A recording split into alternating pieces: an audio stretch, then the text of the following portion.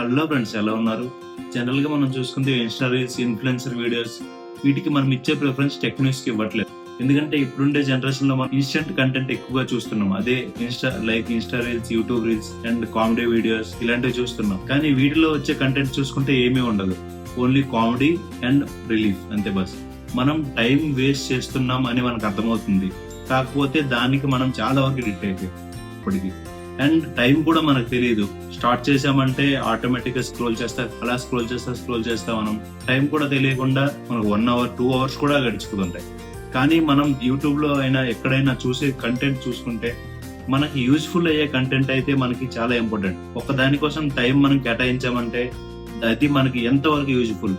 Comedy reels చూస్తారా, influencer reels చూస్తారా, దాని గురించి మనకు సంబంధం లేదు. బట్ అది మనకి ఎంత ఇంపార్టెంట్ అనేది మనం తెలుసు. మీకు నేను చెప్పబోయేది ఏంటంటే టెక్ న్యూస్ ఎందుకు ఇంపార్టెంట్ అండ్ మన ఫ్యూచర్ లో ఎలా ఉపయోగపడుతుంది, మనం ఇన్స్టా రీల్స్ చూసే టైంలో టెక్ న్యూస్ చూస్తే మనకి ఎంత వరకు ఉపయోగం అనేది నేను వీడియోలో చెప్తాను. ఈ వీడియోని లాస్ట్ వరకు ఖచ్చితంగా చూస్తే ఇన్స్టా రీల్స్ ని వదిలేసి టెక్ న్యూస్ ఫాలో అవడం స్టార్ట్ చేస్తాను.